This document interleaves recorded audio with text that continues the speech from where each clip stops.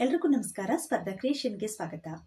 2026-27ಕ್ಕೆ ಎಕ್ಸಾಮನ್ನು ಯಾರೆಲ್ಲ ಬರೀಬೇಕು ಅಂದ್ಕೊಂಡು ಪ್ರಿಪ್ರೇಷನನ್ನು ನಡೆಸ್ತಾ ಇದ್ದೀರಾ ಅಂತ ಆಸ್ಪಿರೆಂಟ್ಸ್ಗಳು ಸಾಕಷ್ಟು ಕ್ವಶನನ್ನು ಮಾಡ್ತಾ ಇದ್ದೀರಾ. ತುಂಬ ಜನ ವಾಟ್ಸಪ್ಪಲ್ಲಿ ಮೆಸೇಜ್ ಮಾಡಿರುವಂಥದ್ದು, ಹಾಗೆ ಕಾಲ್ ಮಾಡಿ ಕೂಡ ಕೇಳ್ತಾ ಇರುವಂಥದ್ದು, ನಾವು ಪ್ರಿಪ್ರೇಷನನ್ನು ನಡೆಸ್ತಾ ಇದ್ದೀವಿ, ಬಟ್ 2026-27ಕ್ಕೆ ಏನೋ ಎಕ್ಸಾಮಿನೇಷನ್ಸ್ ಪ್ಯಾಟ್ರನ್ ಚೇಂಜ್ ಆಗತ್ತಂತೆ, ಅಥವಾ ಸಿಲಾಬಸ್ ಕೂಡ ಚೇಂಜ್ ಆಗತ್ತಂತೆ, ಇನ್ನು ಇದರಲ್ಲಿ ಆಪ್ಷನಲ್ ಅನ್ನು ತೆಗೆದು ಹಾಕ್ತಾರಂತೆ, ಏಜಿಗೆ ಸಂಬಂಧಪಟ್ಟಾಗೆ ಹೀಗೆ ಸಾಕಷ್ಟು ಕ್ವಶನ್ಸನ್ನು ಮಾಡ್ತಾ ಇದ್ದಾರೆ. ತುಂಬ ಜನರು ಕೇಳ್ತಾ ಇರುವಂಥದ್ದು 2026-27ಕ್ಕೆ ನಾವು ಪ್ರಿಪ್ರೇಷನನ್ನು ನಡೆಸ್ತಾ ಇದ್ದೀವಿ, ಇನ್ ಕೇಸ್ ಸಿಲಾಬಸ್ ಚೇಂಜ್ ಆಗಿಬಿಟ್ರೆ ಏನು ಮಾಡೋದು, ನಾವು ಓದ್ತಾ ಇರುವಂಥದ್ದು ಓದಿರುವಂಥದ್ದು ಎಲ್ಲದೂ ಕೂಡ ವೇಸ್ಟ್ ಆಗುತ್ತಲ್ವಾ. ಸೊ ಏನು ಮಾಡೋದು, ಒಂದು ದಿನದ ಜರ್ನಿ ಅಲ್ಲ ಇದು, 1 ವರ್ಷ 2 ವರ್ಷದವರೆಗಿಂದ ನಾವು ಓದ್ತಾ ಇರ್ತೀವಿ, ಬಟ್ ಚೇಂಜ್ ಆದರೆ ಹೇಗೆ, ಚೇಂಜ್ ಆಗತ್ತಂತೆ ಹೌದಾ ಹೀಗೆ ಅಂತ ತುಂಬ ಜನರು ಗೊಂದಲಕ್ಕೀಡಾಗ್ತಾ ಇದ್ದೀರಾ. ಸೊ ಅದಕ್ಕೆಲ್ಲದಕ್ಕೂ ಕೂಡ ಕ್ಲಾರಿಟಿ ಕೊಡೋಕ್ಕೋಸ್ಕರನೇ ಈ ವಿಡಿಯೋ ಮಾಡಿರುವಂಥದ್ದು.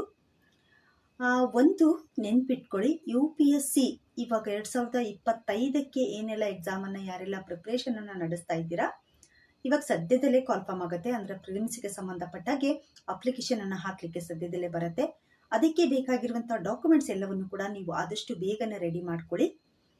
ನಿಮ್ಮ ಹತ್ರ ಕ್ಯಾಲೆಂಡರ್ ಇದೆಯಲ್ಲ, ಗೊತ್ತಿರುತ್ತೆ ನಿಮಗೆ ಯಾವಾಗ ಕಾಲ್ಫಾರ್ಮ್ ಆಗುತ್ತೆ, ಯಾವಾಗ ಎಕ್ಸಾಮಿನೇಷನ್ಸ್ ಇದೆ ಅಂತ. ಇದೇ ಫಾರ್ಮ್ ಆಗುವಂಥದ್ದು, ಇನ್ನು ಮೇ ತಿಂಗಳಲ್ಲಿ ಎಕ್ಸಾಮಿನೇಷನ್ಸ್ ಇರುವಂಥದ್ದು. ಸೊ ಡಾಕ್ಯುಮೆಂಟ್ಸ್ ಯಾವ್ಯಾವ ಇರಬೇಕು ಅಂತ ಅನ್ನೋದನ್ನು ನಾನು ನೆಕ್ಸ್ಟ್ ವಿಡಿಯೋದಲ್ಲಿ ಹೇಳ್ತೀನಿ ನಿಮಗೆ. ಇವಾಗ ಸದ್ಯಕ್ಕೆ 2026-27ಕ್ಕೆ ಪ್ರಿಪ್ರೇಷನ್ ಆಗ್ತಾ ಇರುವಂಥವ್ರು ಸಿಲಾಬಸ್ ಚೇಂಜಸ್ ಬಗ್ಗೆ ನಾವು ಸ್ವಲ್ಪ ಇವತ್ತು ಡಿಸ್ಕಸ್ ಮಾಡ್ತಾ ಹೋಗೋಣ. ತುಂಬ ಜನರ ಗೊಂದಲ ಏನು ಅಂತ ಹೇಳಿದ್ರೆ, ಏಜನ್ನು ಏನಾದರೂ ಕಡಿಮೆಗೊಳಿಸ್ತಾರಾ? ಇವಾಗ ಏಜು ಒಂದು ಎಕ್ಸಾಮನ್ನು ಬರೀಬೇಕು ಅಂತ ಬೇಕಾಗಿರುವಂಥ ಏಜ್ ಏನು ಅಂತಂದರೆ 21 ಏಜ್ ಆಗಿರಬೇಕು. ಜನರಲ್ ಕ್ಯಾಟಗರಿಯವರಿಗೆ ನಾನು ಮತ್ತು ಎಲ್ಲ ಕ್ಯಾಟಗರಿಯವರಿಗೂ ಕೂಡ ಹೇಳ್ತಾ ಇರುವಂಥದ್ದು, 21 ಏಜು ಕನಿಷ್ಠ ಆಗಿರಬೇಕು, ಗರಿಷ್ಠ 32 ವರ್ಷ ಆಗಿರಬೇಕು. ಅದ್ರ ಜೊತೆಗೆ category wise OBC SC ST ಇವರಿಗೆಲ್ಲರಿಗೂ ಕೂಡ ಕನ್ಸೆಷನ್ ಕೂಡ ಇದೆ.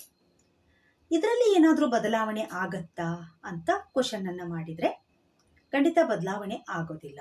ಯಾಕೆ ಆಗಲ್ಲ ಅಂತ ಹೇಳ್ತಾ ಇದ್ದೀನಿ ಅಂತಂದರೆ, ಈ ಒಂದು ಮೀಸಲಾತಿ ಅನ್ನುವಂಥದ್ದು ಏನು ಕೊಟ್ಟಿರುವಂಥದ್ದು ಇದೆಯಲ್ಲ, ಇದು ಸಂವಿಧಾನದತ್ತವಾಗಿ ಬಂದಿರುವಂಥದ್ದು. ಅಂದರೆ ಎಲ್ಲ ಎಕ್ಸಾಮ್ಗೂ ಕೂಡ ಕೊಡ್ತಾ ಇರುವಂಥದ್ದು. ಇನ್ ಕೇಸ್ ಕೊಡುವಂತಾದರೆ, ಇನ್ ಕೇಸ್ ಏನಾದರೂ ಬದಲಾವಣೆ ಮಾಡುವಂತಿದ್ರೆ ಅದನ್ನು ಮುಂಚಿತವಾಗಿ ನಿಮಗೆ ತಿಳಿಸ್ತಾರೆ. ಈ ಸಿಲಾಬಸ್ ಚೇಂಜಸ್ ಬಗ್ಗೆ ನಾವು ಸ್ವಲ್ಪ ನೋಡಬೇಕಾಗತ್ತೆ. ತುಂಬ ಜನರದ್ದು ಇದೇ ಕ್ವಶನ್ನು, ಆ ಏಜಿಂದು ಇಂಥರದ್ದು ಅಟೆಂಪ್ಟಿಂದು ಅದರದ್ದು ಬೇರೆ, ಬಟ್ ಎಲ್ಲರೂ ಕೇಳುವಂಥದ್ದು ಸಿಲಾಬಸ್ ಚೇಂಜಸ್ ಆಗುತ್ತಾ ಅಂತ. ಸಿಲಾಬಸ್ ಚೇಂಜಸ್ ಬಗ್ಗೆ ನಾವು ಸ್ವಲ್ಪ ಇದ್ರ ಬಗ್ಗೆ ನಾವು ತಿಳ್ಕೊಳ್ಳೇಬೇಕು. ಅದ್ರ ಬಗ್ಗೆ ನಾವು ನೋಡೋದಾದರೆ 2013ರಲ್ಲಿ ಸ್ವಲ್ಪ ಸಿಲಾಬಸ್ಸನ್ನು ಚೇಂಜ್ ಮಾಡಿದ್ರು. ಯಾವ ಥರ ಚೇಂಜಸ್ಸನ್ನು ಮಾಡಿದ್ರು ಅಂತ ಹೇಳಿದರೆ, ಅಲ್ಲಿ ಮೇಯ್ನ್ ಆಗಿರುವಂಥ ಸಬ್ಜೆಕ್ಟ್ UPSCಯ ಅಂಡರಲ್ಲೇ ಬರುವಂಥ ಈ CSC ಎಕ್ಸಾಮಿನೇಷನ್ಸ್ನ ಅಂಡರಲ್ಲಿರುವಂಥ ಪೋಸ್ಟ್ಗಳು, ಈ IAS ಆಗಿರ್ಬೋದು, IPS ಆಗಿರ್ಬೋದು, IRS ಆಗಿರ್ಬೋದು, ಈ ಥರ ಹುದ್ದೆಗಳೆಲ್ಲವೂ ಕೂಡ ಅಡ್ಮಿನಿಸ್ಟ್ರೇಷನ್ಗೆ ಸಂಬಂಧಪಟ್ಟಿರುವಂಥ ಹುದ್ದೆಗಳಾಗಿದ್ದಾವೆ. ಸೊ ಹಾಗಾಗಿ ನಮ್ಮ ಸಬ್ಜೆಕ್ಟ್ ಏನಿದಾವಲ್ಲ, ಈ ಪೊಲಿಟಿ ಆಗಿರ್ಬೋದು, ಎಕನಾಮಿ ಆಗಿರ್ಬೋದು, ಸೈನ್ಸ್ ಆ್ಯಂಡ್ ಟೆಕ್ನಾಲಜಿ ಆಗಿರ್ಬೋದು, ಅಥವಾ ಹಿಸ್ಟ್ರಿ ಆಗಿರ್ಬೋದು, ಈ ಎಲ್ಲ ಮೇನ್ ಆಗಿರುವಂಥ ಸಬ್ಜೆಕ್ಟ್ ಏನಿದಾವಲ್ವಾ, ಸೊ ಇವನ್ನ ಯಾವುದೇ ಕಾರಣಕ್ಕೂ ಚೇಂಜಸ್ ಮಾಡಲ್ಲ. ಇನ್ ಕೇಸ್ ಚೇಂಜ್ ಮಾಡಿದ್ರು ಈ ಸಬ್ಜೆಕ್ಟ್ಗಳನ್ನು ತೆಗೆದು ಹಾಕಲ್ಲ. ಈ ಸಬ್ಜೆಕ್ಟನ್ನು ತೆಗೆದು ಹಾಕಿದ್ರು ಅಂತಂದರೆ ಯಾವ ಸಬ್ಜೆಕ್ಟ್ ಮೇಲೆ ಅವರು ಎಕ್ಸಾಮನ್ನು ಇಡಬೇಕಾಗತ್ತೆ? ಬರೀ ಅಡ್ಮಿನಿಸ್ಟ್ರೇಷನ್ ಮೇಲೇ ನಿಮಗೆ 2000ಕ್ಕೂ ಅಧಿಕ ಮಾರ್ಕ್ಸಿನ ಮೇಲೆ ಎಕ್ಸಾಮನ್ನು ಇಡ್ಲಿಕ್ಕೆ ಆಗಲ್ಲ. ಸೊ ಹಾಗಾಗಿ ಈ ಮೇನ್ ಆಗಿರುವಂಥ ಸಬ್ಜೆಕ್ಟನ್ನು ಯಾವುದೇ ಥರದ ಬದಲಾವಣೆ ಮಾಡಲ್ಲ.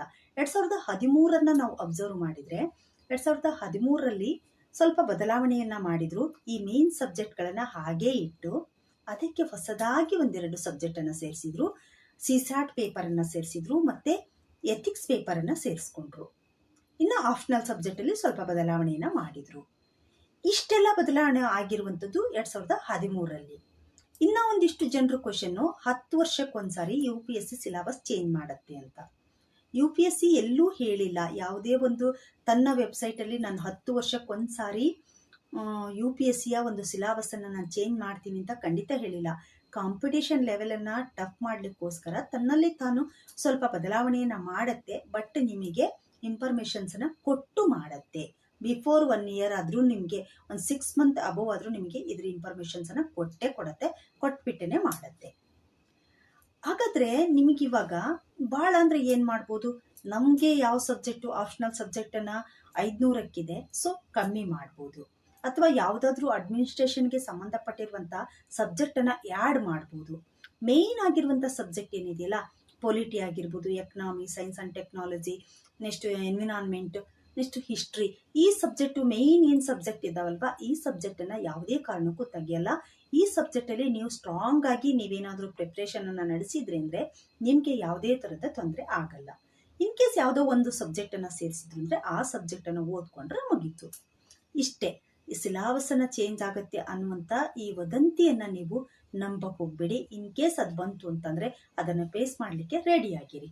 ಯಾಕೆಂದರೆ ನಾವು ಈಜ್ಲಿಕ್ಕೆ ಹಿಡ್ದಿದ್ದೀವಿ ಅಂತ ಅಂದಾಗ ಅದು ಆಳ ಇದೆ, ಅಲ್ಲಿ ದಂಬ ಇದೆ, ತೆಗ್ಗಿದೆ ಅಂತ ಅಂದರೆ ಆಗಲ್ಲಲ್ವಾ. ಸೊ ಅದಕ್ಕೋಸ್ಕರ ನಿಮ್ಮ ಪ್ರಿಪ್ರೇಷನ್ ಸ್ಟ್ರಾಂಗ್ ಇರಲಿ. ಯಾವ ನ್ಯೂಸ್ಗಳನ್ನು ಕೇಳಿಕೊಂಡು ನೀವು ಯಾವುದೇ ಕಾರಣಕ್ಕೂ ತಲೆ ಕೆಡಿಸ್ಕೊಳ್ಳೋಕೆ ಹೋಗ್ಬಿಡಿ. ನಿಮ್ಮ ಪ್ರಿಪ್ರೇಷನ್ ತುಂಬ ಸ್ಟ್ರಾಂಗ್ ಇರಲಿ. ಓಕೆನಾ. ನೆಕ್ಸ್ಟು ಆಪ್ಷನಲ್ ಸಬ್ಜೆಕ್ಟಿಗೆ ಬಂದರೆ ಹೇಳಿದ್ನಲ್ವಾ, ಆಪ್ಷನಲ್ ಸಬ್ಜೆಕ್ಟಲ್ಲಿ ಏನಾದರೂ ಬದಲಾವಣೆ ಮಾಡ್ಬೋದು. ಇವಾಗ 500 ಮಾರ್ಕ್ಸಿಂದಿದೆ, ಜಾಸ್ತಿ ಮಾರ್ಕ್ಸ್ ಇದೆ ಅಲ್ವಾ. ಸೊ ಅದರಲ್ಲಿ ಕಾಂಪಿಟೇಷನ್ ಲೆವೆಲನ್ನು ಟಫ್ ಮಾಡೋಕ್ಕೋಸ್ಕರ ಸ್ವಲ್ಪ ಮಾರ್ಕ್ಸ್ ಕಮ್ಮಿ ಮಾಡ್ಬೋದು, ಅಥವಾ ಯಾವುದಾದ್ರೂ ಸಬ್ಜೆಕ್ಟನ್ನು ಆಪ್ಷನಲ್ ಸಬ್ಜೆಕ್ಟನ್ನು ತೆಗಿಬೋದು, ಅಥವಾ ಆಪ್ಷನಲ್ ಸಬ್ಜೆಕ್ಟನ್ನು ಸೇರಿಸ್ಕೋಬೋದು.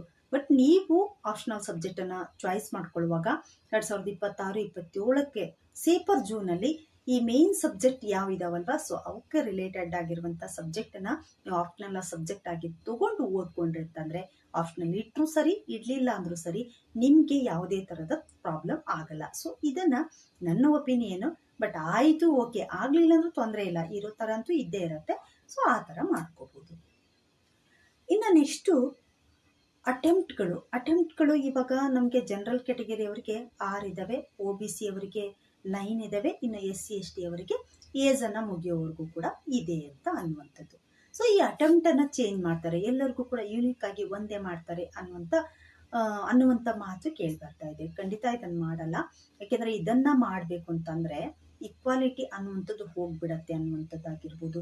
ಮೀಸಲಾತಿಯ ಬಗ್ಗೆ ಗೊಂದಲಗಳು ಗದ್ದಲಗಳೇ ಹೇಳುವಂಥ ಚಾನ್ಸಸ್ ಇರುತ್ತೆ. ಸೊ ಇದೆಲ್ಲ ಕಾರಣದಿಂದ ಇದನ್ನು ಕೂಡ ಮಾಡಲ್ಲ. ಇನ್ ಕೇಸ್ ಮಾಡುವಂತಿದ್ರೆ ಇದಕ್ಕೆಲ್ಲದಕ್ಕೂ ಕೂಡ ಒಂದೇ ದಿನಕ್ಕೆ ಒಂದೇ ಕ್ಷಣಕ್ಕೆ ಆಗುವಂಥದ್ದಲ್ಲ. ಸೊ ಇದೆಲ್ಲದಕ್ಕೂ ಕೂಡ ಬಿಫೋರ್ ಆಗಿ ಎಲ್ಲ ಪ್ರಿಪ್ಲಾನ್ ಮಾಡಿಕೊಂಡು ಮಾಡ್ತಾರೆ. ನಾನು ನಿಮ್ಗೆಲ್ಲರಿಗೂ ಒಂದು ಕಿವಿ ಮಾತು ಹೇಳೋದು, 26ಕ್ಕೆ ಬರೀತಿರೋ, 27ಕ್ಕೆ ಬರೀತಿರೋ, 28ಕ್ಕೆ ಬರೀತಿರೋ, ನೋ ಪ್ರಾಬ್ಲಮ್. ಪ್ರಿಪ್ರೇಷನನ್ನು ಸ್ಟ್ರಾಂಗ್ ಮಾಡ್ಕೊಳ್ಳಿ.